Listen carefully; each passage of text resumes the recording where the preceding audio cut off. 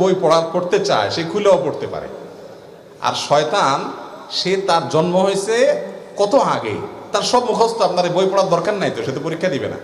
এগুলো অযথা কথা। আমার মনে হচ্ছে এটাও কোনো মুরব্বীরা বানাইছেন এই জন্য যে পোলাপান বই খোলা রেখে দৌড় দেয় এদিকে সেদিকে, বাতাসে মোরগে এটাতে সেটাতে, গ্রামে গঞ্জে অসুবিধা হয়, ছিঁড়ে যায় পাতা পুতা, পোলাপানে ছিঁড়ে ফেলায়, এই জন্য যাতে বন্ধ করে থুয়ে যায়, দায়িত্বশীলভাবে গোছায় থুয়ে যায়, এই জন্য একটা হাদিস মিথ্যা বানায় দিছে আর কি, যেটা হলে শয়তান পড়ে।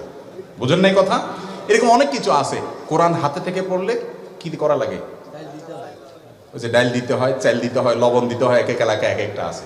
এটাও জাল হাদিস কোন মুরব্বীরা হয়তো বানাইছেন এই চিন্তায় যে কোরআন বেটা ধরবা তুমি সিরিয়াসনেসের সাথে ধরবা, কেরম করে ধরছো, কেমন ধরছো, তোমার হাত থেকে পড়ে গেছে, ওরে মানুষ করার জন্য একটা হাদিস বানায় নিছে জাল, যে পড়লে যাতে চাইল ডাইল লবণ দেওয়া লাগে। বাবা তখন চাইল ডাইল লবণের অনেক দাম ছিল, কষ্ট করে জোগাড় করতে হইতো। আর 2 কেজি 1.5 কেজি চাইল এখন কোনো ব্যাপার, পোলাপানের 5 MB টাকা।